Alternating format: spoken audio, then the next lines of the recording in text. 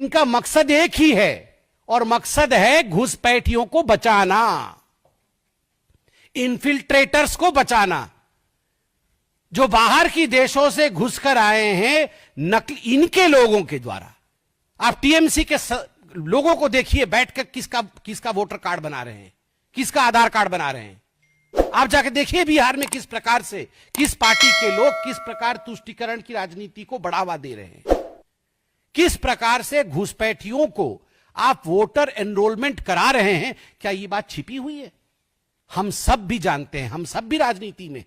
भारत की जनता जानती है कि किस प्रकार आप वोट बैंक की तुष्टीकरण की राजनीति और उस पे इन्फिल्ट्रेटर्स और घुसपैठियों को जोड़ करके आप अपना एक वोट बैंक बना करके जीतना चाहते हैं। मगर कान खोल के सुन लीजिए, इस देश के जो रिसोर्स हैं, इस देश के रिसोर्स पर पहला अधिकार किसी का है तो वो हिंदुस्तान के नागरिक का है।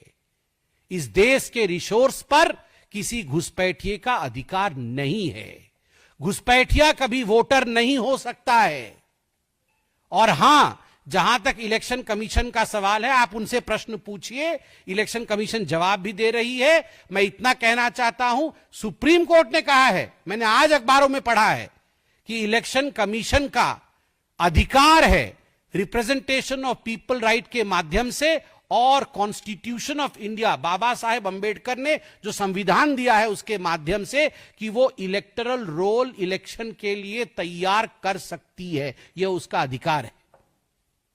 और ये जो कांग्रेस पार्टी है और ये जो आरजेडी है, ये जो तृणमूल कांग्रेस है, ये जो आम आदमी पार्टी अब समाप्ति की ओर बढ़ रही है, इनका उद्देश्य मैं बताता हूं आपको। ये चाहते हैं भारतवर्ष में बांग्लादेश जैसी सिचुएशन हो जाए। ये चाहते हैं जो श्रीलंका में हुआ था वो भारतवर्ष में हो। ये चाहते हैं कि अफगानिस्तान और पाकिस्तान में जो हालात हुए थे वो भारतवर्ष में हो। कुछ राजनेताओं ने तो टीवी पे आकर कहा है, अभी तक कैसे ये लोग छुटे हुए हैं, अभी तक कैसे इनके घरों में लोग नहीं घुसे हैं। They want complete chaos in the streets of India. They want Indian people to be barbaric. वो चाहते हैं कि भारत के लोग हिंसा पे उतारू हो जाएं, सड़क पे आ जाएं, मार काट मचे और उसमें ये फायदा उठाएं। बट यही फर्क है हिंदुस्तान में और बाकियों में।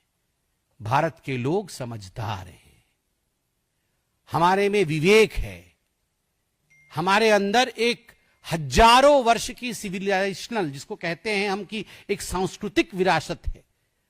इतनी बड़ी सिविलाइजेशन हम हैं कि उसकी जो विरासत है उसके कारण क्या सच है और क्या झूठ है यह लोग समझते हैं। और इसीलिए लोगों की समझदारी के आगे जितना भी ये हल्ला मचाए, जितना भी ये चोर चोर करे, कौन चोर है और कौन पुलिस है, ये जनता जानती है।